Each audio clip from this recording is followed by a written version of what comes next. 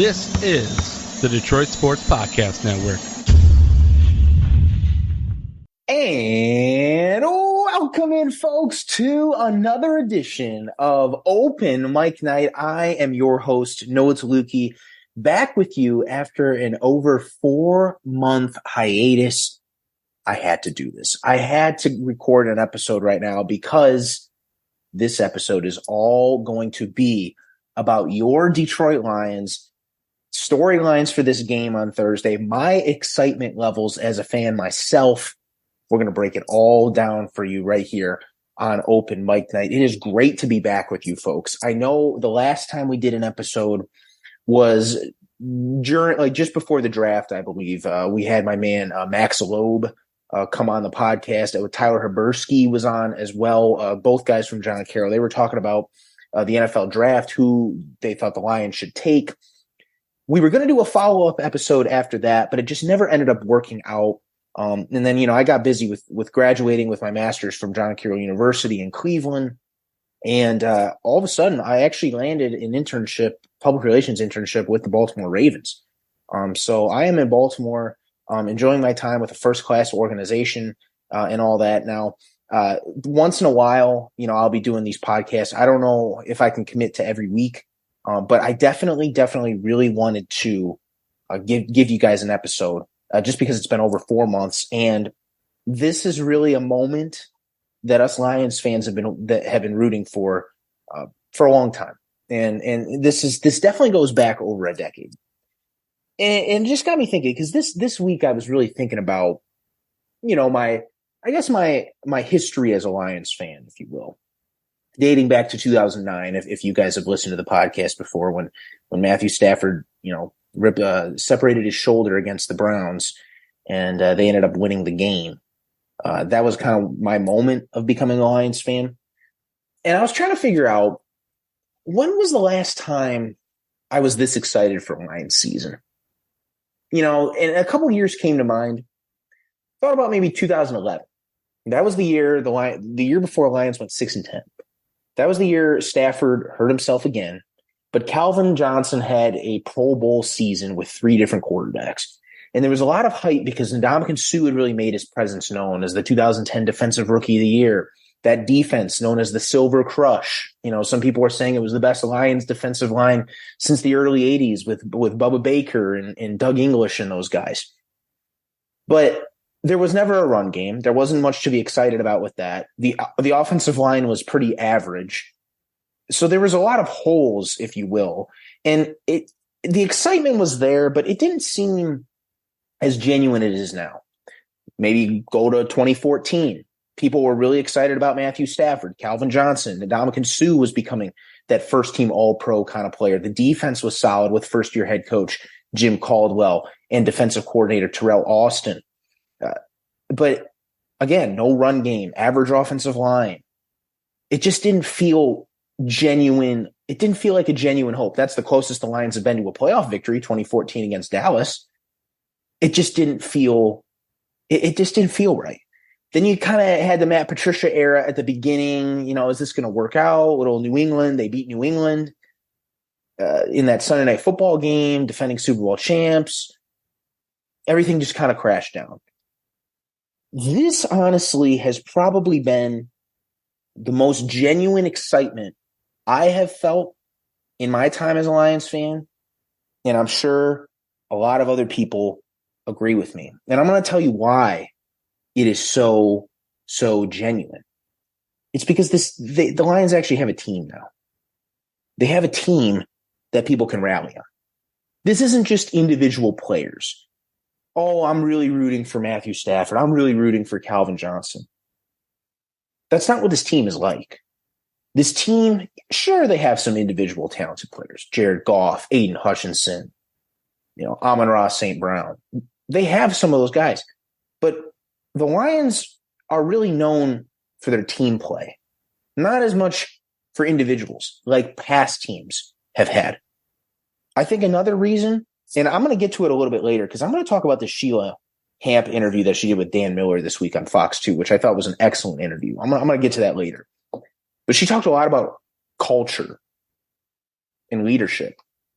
The Lions finally have that with Dan Campbell and Brad Holmes at the helm, people that know what they're doing in a sense. And I think that culture really rubs off on, the team. And there's just so much genuine optimism in that area. And you look at the team itself. What did the Lions do this offseason? What was the weakness last year? The weakness was the secondary. They upgraded the secondary big time. C.J. Gardner-Johnson, among others in that defensive backfield. He's the big name, of course. Then what was kind of maybe upgrading the running back position. As much as as great as Jamal Williams was, David Montgomery is a little bit of they at least the team believes is a major upgrade over Jamal Williams. You also drafted Jahmyr Gibbs in the first round. Jack Campbell, a culture kind of guy as that middle linebacker on defense. There's so many just genuine, the offensive line's intact. Except that right guard spot. It's a little shaky right now. But it was last year too. All the other spots on the offensive line, check the box. You lose TJ Hawkinson last year in a trade. Who do you draft? You draft his successor at Iowa, Sam Laporta, who could possibly be the best rookie tight end in the NFL this year. Second round pick at the line. Not a first round tight end like they did with Ebron and Hawkinson and Brandon Pettigrew in 2009. They went and got him a second round pick and just adds another weapon to Goff in his arsenal. And then, of course, you have Jared Goff and Ben Johnson back. Ben Johnson, the offensive coordinator. There were talks about him possibly going to Carolina and being their head coach. I know the Panthers, we saw them in the preseason a few weeks ago. They took a couple Lions coaches with them, like Deuce Staley, the assistant head coach, culture kind of guy. I believe even the defensive backs coach, Aubrey Pleasant, if I'm not mistaken, went to Carolina as well. So he had a chance to go, and he decided he wanted to stay. And this is the Lions window right here. And all of a sudden, the expectation is not only to win the division, but win a playoff game. And I know that sounds kind of sad, right? That the expectation is to win just one playoff game right now. But from where this team was, when Dan Campbell first took over compared to where it is now, it's light years ahead because there's actually, a culture that's being put in place. So that's why there is a lot of genuine excitement for this team. And there should be. And all you Lions fans out there better be tuning in Thursday on NBC because I don't want to hear anyone out there that says that they're Lions free. The Lions always let me down. Fans can't think like that. They can't dwell on the past. This is a genuinely new regime with the Lions. Sheila is not her parents. We'll get to that later. But she is not running things like her father, William Clay, and her mother, Martha. She is very much about making this her own operation, not following in her mother and father's footsteps. I want to touch on a couple of storylines for this game, really for the Chiefs. There's a lot of people nationally, how can the Lions win this game? It sounds like, Kang or whoever that was on Stoney and Jansen a few years ago. Oh my God, how do you pick the Lions? The Lions can't win this game. That sound bit that Mike Valeni always plays on 97.1. But anyways, so then you start, throughout the entire offseason, it was this whole thing where, okay, wow, the NFL actually put the Lions on week 1, their first game against the defending Super Bowl champs. That's how the league feels about the Lions. They're that much of a story that they're willing to put the team like the Lions on its opening game against the defending Super Bowl champions. That speaks volumes to what the league thinks of the Lions, I think. So there was this whole, but how do the Lions beat Kansas City? I mean, there was that whole notion of they're just so good and they're going to be celebrating their Super Bowl victory from last year and they're going to raise the banner. all this other stuff. So then all of a sudden this week, the last couple weeks, reports come out. Chris Jones unhappy with his contract. And Chris Jones is the best defender on Kansas City. All of a sudden, he's up in arms about his contract. His status for the game, unknown. Apparently, he said a quote today, and we're recording here on a Wednesday night, by the way. Said, if the deal gets done, I'll be out there tomorrow. You think a deal is going to get done the day of a game? And do you think that Andy Reid and Steve Spagnuolo, the defensive coordinator, do you think they're really preparing to have Chris Jones in that game? I don't think so. They've probably moved on at this point, saying, all right, Chris is upset with his contract. We're a good enough team. We don't necessarily need him for week one. Let's wait until another time, the next week or so to get this deal done. So he's upset. Then yesterday on Tuesday, there's a report that comes out from Chiefs practice that says Travis Kelce hyperextended his knee, which makes his status in question. There's a report from Adam Schefter that came out and said that it was some sort of a bone bruise that they ended up looking at. His ACL is fine. He did not tear his ACL, but his status is officially questionable. Now, I'm sure some adrenaline, Kelsey's one of the best tight ends of all time. I'm sure he'll have some adrenaline kick in and he'll want to be out there, obviously. But I can see the Chiefs being cautious and saying, look, we're going to make sure that you're 100% healthy for the next week. They're going to have 10 days off. This isn't they're not playing 4 days from now or whatever. They have a whole week to rest Kelsey, get him 100%. I mean, they game plan all these weeks to have Kelsey in for week one, and then all of a sudden it doesn't happen. Those are two of the Chiefs' biggest stars out for this game. Possibly. Now, am I going to be upset if the Lions lose this game? Probably not, just because I know how good of a team Kansas City is. This is also the first time the Lions have played in Kansas City in 20 years. You got to go back to 2003 when Dick Vermeil, who's now in the Hall of Fame, was the Chiefs head coach. 20 years it's been since the Lions played at Arrowhead. I was thinking about it the other day, actually. This is the only stadium I've never seen the Lions play in on TV. Never. I've never seen them play at Arrowhead just because it's been since in 20 years.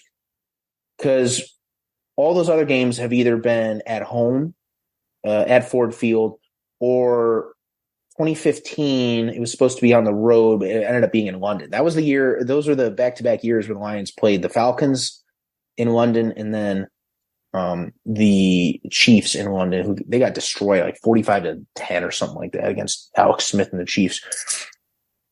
But anyways, the Chiefs, they're not getting their rings. They're just celebrating the Super Bowl. This is as Michael Jordan would say, or Phil Jackson in The Last Dance, that documentary with Michael Jordan. They did their trophy ceremony just before the '98 season opener, and he just said everyone in the locker room, "This is the last time we celebrate last year." That's going to be the same thing with the Chiefs. They're going to be over with last year. They're on to the new year, the new season. But yes, there's going to be a lot of excitement in the air. Chiefs home opener, but I think the Lions could be the hungrier team. The Lions want to prove to a national audience that they're no joke. They're no slouch. And Dan Campbell is going to have his guys ready for that week one game. They're not laying low to the mighty Chiefs. They're not. I just wonder too with, supposedly how good the Lions pass rush is with Aiden Hutchinson and James Houston, a couple of guys in the middle, Kaminsky. Are they going to be able to pressure Mahomes? They got to get to him quick because we all know that Patrick Mahomes is lethal outside the pocket, and he throws those no-look passes and up over the middle. 2019, by the way, was the last time that the Lions played the Chiefs. It was at Ford Field. I remember Lions gave Mahomes some problems, though, that game. It was a close game, but he ended up dueling it out in the end. He was making some pretty good throws by the end of that game, even though the Lions put him at bay for most of that first half. But very different team. I think barely anyone left from that 2019 team is on this 2023 Lions. But they have to get to Mahomes. They got to get to him early. They gotta make their presence known. This guy's going down early in the game. Set the tone. It'll hopefully give the Lions, some breathing room offensively. And let's just hope that Goff picks apart this Chiefs defense. He's got Amon-Ra St. Brown, in my opinion, one of the best and most underrated wide receivers in this entire league. Slot receiver. Then you have we're going to see what Jahmyr Gibbs and David Montgomery look like, the two-headed monster at running back. A little upgrade from last year with Jamal Williams and Craig Netflix Reynolds. So, do I think it's going to be a close game? Absolutely. But if it's one of those games where the Lions play really hard and end up losing, I'm not going to be disappointed. I mean, I know that the Chiefs have possibly two of their best players out for this game, but the Chiefs are still the Chiefs. Regardless, they lost Tyreek Hill last year with the trade with Miami, and they were still able to win the Super Bowl. So they're that good enough of a team where they can just plug guys in and still do well, because they have a lot of depth. It's just, we'll have to see. But it gets me excited that finally the Lions are on national TV in a national audience, showing the nation that they belong on the national scene, and they're one of the best teams in the NFL. And honestly, in probably the long run, maybe make a Super Bowl run. It all starts week 1 in Kansas City tomorrow on national TV. Mike Tirico, Chris Collinsworth, the whole bit from NBC. All right. One more thing before we close it out. Sheila Hamp did an interview with Dan Miller that aired on Fox 2. It was about 10 minutes long. I ended up watching it on YouTube. And just a couple takeaways. Talked about the culture earlier and all that. To me, it's very obvious that Sheila is driven. Ever since she was, kind of first starting out in the league, she told a story about how her parents, introduced her to Pete Rozelle, and Pete Rozelle tried to get her, the old NFL commissioner, and he tried to get her a job working in the NFL somewhere, and there was just no jobs available. I mean, very different time back then, especially for women. I kind of think she has a chip on her shoulder a little bit to prove that women can do this. I think she's only one of 4 majority owners in the NFL that are women. So there's a little bit of a chip on her shoulder, I think, with that. That was pretty evident in the interview. Makes her different from her parents. I mean, I thought it was interesting, when after that season, that they fired Matt Patricia, I think she sat down. One of the first people she called was Chris Spielman, because she knew that Chris bleeds Honolulu blue and silver, and he was in broadcasting, so he's been around. He still was around the team even after he retired, and just that culture and leadership aspect that she figured that she really wanted to have in her organization. They needed a whole reboot from, the football side to the ticketing to the everyone, the organization as a whole needed a reboot with culture and leadership. And she felt that Chris Spielman could be that guy to kind of bridge the gap between the football and the business side. Cause he's had experience, with sort of business relations in a sense in his post-football career. And then obviously he has the football stuff. And she made it clear that this is what she wanted in this culture shift. She wanted this. And then it was, okay, let's identify the people that best fit what you want to do, what you want to bring to the table. And Dan Campbell and Brad Holmes weren't the sexy names that, people were talking about as the hot candidates for a GM or hot candidates for the head coach. They weren't. I mean, Ravens, John Harbaugh wasn't one of those. And look, the Ravens have done great. So it's all about finding the people that fit your culture the best. Brad Holmes has come in. And what has he done with the team? He's built it from the ground up. He's built it from the line up. His first ever draft pick was Penei Sewell. Then from there, he grabs Amon-Ra St. Brown. They trade for Jared Goff, obviously before the draft, with Stafford. Building in the trenches, offensive and defensive lines. Then you get Dan Campbell, who stresses big time about how this is all about the city. We're going to make our team in the image of Detroit. And how many times have we heard that as Lions fans, But there's just a certain genuine nature with him that he's going to do anything he can for his players. He's been in their shoes. He played in the league for 10 years. He was a former Lion. He knows that about the losing, 2006 to 2008. He was with this team. He was on that 0-16 team. He knows deep down what it feels like to lose, especially for the fans. You have all that mixed in with hiring a great staff of former players, guys that understand. A guy like Ben Johnson, who nobody had heard of until last year when he resurrected the Lions offense and they started grounding and pounding their way to a 9-8 record after a very slow start to the season, resurrecting Jared Goff. So all that coupled with players buying in, players loving each other. There's no more locker room discord. Well, even though there's reports out there that Isaiah Buggs is, locker room in shambles. No, that Isaiah Buggs thing is bugging me, if you will. Isaiah Buggs was a key contributor on the defensive line last year. All of a sudden now he's upset that he's not in the plans to start. He's basically going to be a healthy scratch in Kansas City. As Dan Campbell said, the tape doesn't lie. It showed up on film. I'm not a Lions insider. I don't know what happened, but it sounds like maybe word got out to Buggs that he wasn't going to be in the game plan, and he's not trying out there. He was in on the second half of that Carolina game. Was there a sign there that said, maybe he is going to be, not really in the plans for that Kansas City game? He's upset. That's one guy. There was another guy that went off a couple years ago. It was the tackle from Oregon, Tyrell Crosby. He was a guy that kind of went off on the culture of Dan Campbell. That's one guy. Is one guy going to ruin the locker room like that? No.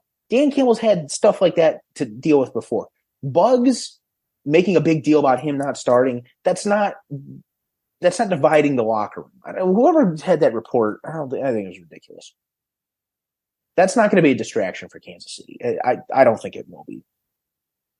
But this is why us Lions fans, we feel confident.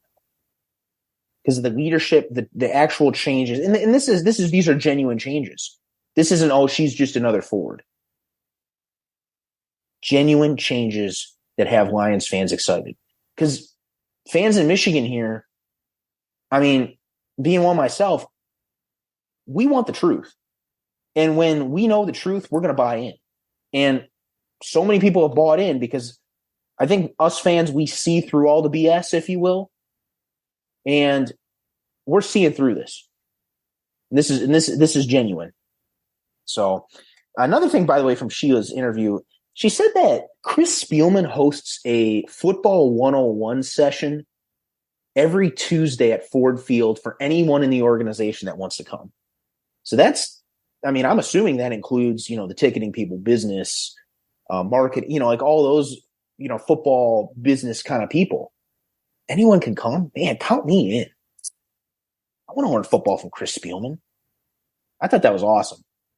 I think she even said something like, after practice, Chris Spielman is filling the divots on the turf with like that sand, like that golf courses use. He's out there doing. Talk about commitment, man. You think someone in his position would be doing that, helping the grounds crew out, or having the time to teach a football 101 class? This guy's bought into this organization, and he's in the Lions, Ring of Honor, and Pride of the Lions for a reason. this guy embodies what it's like to be a Detroit Lion. And I don't know how involved I'm sure he's involved in some I don't know what decisions he's involved with, but to me, it seems like he's more of a consultant, a guy that people can lean on. His brother was a GM for the Vikings for many years. Obviously a guy that still stayed in touch with the game because of his broadcasting experience with Fox, and he's been able to go different places, for those Friday production meetings and see how other teams operate and all that kind of stuff. So he brings a wealth of knowledge and a huge, valuable asset. So, big props to Sheila for mentioning that stuff about Chris Spielman. Well, that'll about do it here for this edition of the Open Mic Night podcast. Man, I'm telling you, it's just, I've never been more genuinely excited for Lions season than this year. The expectation is win the division. And if this team doesn't win the division, could be a long season next year. But we're focusing on the present. We're not focusing on, 38-35 loss week 1 to Philadelphia last year. Philly ended up going to the Super Bowl. So Lions can play with these good teams. We saw it at the end of last year. Hope it carries over to this season for sure. Don't forget to check out all the other great podcasts on the podcast network. Doc and Jock, the original podcast on the Detroit Sports Podcast Network. Michigan podcast in full swing after their drubbing of the exhibition match, as Matt Derry would like to say, against East Carolina. And but we're not talking Michigan. We're talking Lions on this podcast. But you can go there to listen to anything Michigan related as well. And then the wrestling podcast, a lot of great stuff. SummerSlam, I think, just happened, I believe, at Ford Field, actually. So, a lot of excitement there for the network. 10 years now that it's been going on for. So kudos to John and Adam, the Jock, Strozinski, for making this a possibility as well. Thanks again, folks, for tuning in. Don't know when I'll see you next, but go Lions and forward down the field in Arrowhead.